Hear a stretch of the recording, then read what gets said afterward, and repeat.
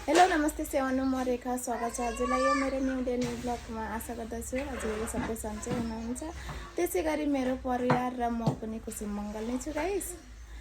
आज हाम्रो पापा घर जानुहुन्छ त्यसको लागि म चाहिँ खाना बनाउँदै छु। यहाँ पापा हुनुहुन्छ त्यहाँ भित्र, माइल नाना छ यहाँ, माइल नाना यहाँ छ। पापा जानु हुँदैछ, कस्तो लाग्दैछ? कस्तो पनि लागेको छैन, अब दुःख लाग्छ नि सम्झिँदा त के गर्नु।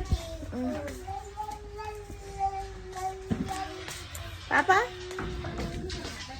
पापा अब घर जानुहुन्छ गाइस। पापा घर जानु मन खत्तर लाग्यो होइन तपाईँलाई?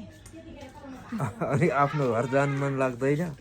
अनि अब कहिले भेट हुन्छ हामीहरूको? 1 साल 1.5 साल 1 साल होला। छोरीहरूलाई छोडेर जानु दुःख लागेको छैन?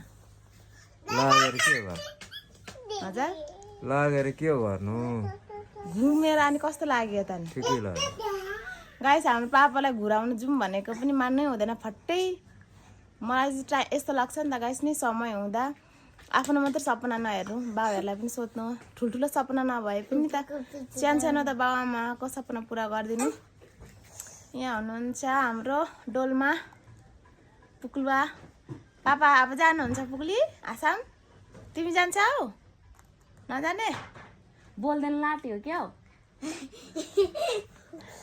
ल त गाइस, अब फेरि भेटौँला।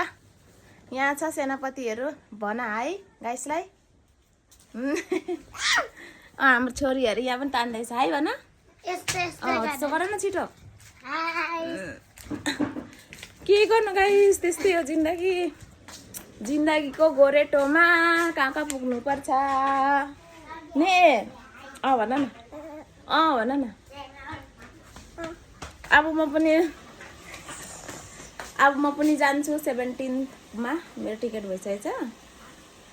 दुःख लाग्दैछ मलाई। अस्ति सबभन्दा दुःख लागेको थिएन अब घरबाट छोडेर। त्यति हामीलाई पनि अलिअलि त लाग्थ्यो, पापा साथमा हुनुहुन्थ्यो नि त। त्यही लागि अब मान्छे ज्यादा रुनु हुँदैन अरे। अब मनलाई बाँधेर राख्नु पर्छ प्लास्टिक जस्तै। प्लास्टिकको मुख बाँधेको जस्तै।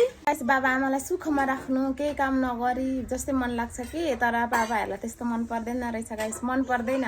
किनकि दुःख गरेरै बुढो हुनुभएको। पापा यहाँ आएर अलिक दिन बस्नुभएको नानाहरूकोमा के भन्नुहुन्छ, जिउ दुखिसक्यो केही नगरेर भन्नुहुन्छ। पापाहरूलाई त्यस्तै राम्रो लाग्छ, अब त्यसरी नै हुर्किनु भएको नि।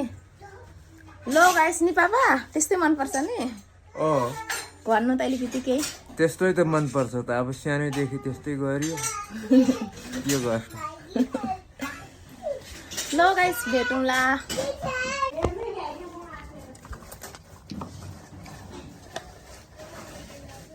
खाली हुनु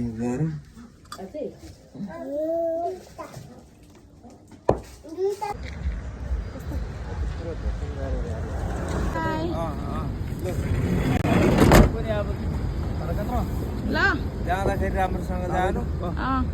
पापालाई गाडीमा चढाएर गएको त है। यसो हेरेको त नाना पनि आँसु यहाँसम्म पारिरहेको छ। झर्ना त बगिरहेको थियो। 8:30 बजीको गाडीमा चढ्नु भयो। अब भोलि पुग्नुहुन्छ नि नाना? ट्रेन रहेछ 9:30 को, मणिपुरबाट डिमापुर, डिमापुरबाट डाइरेक्ट आसाम। लौ त गाइस, आजको ब्लग यहीँ खतम गर्दैछु। By by.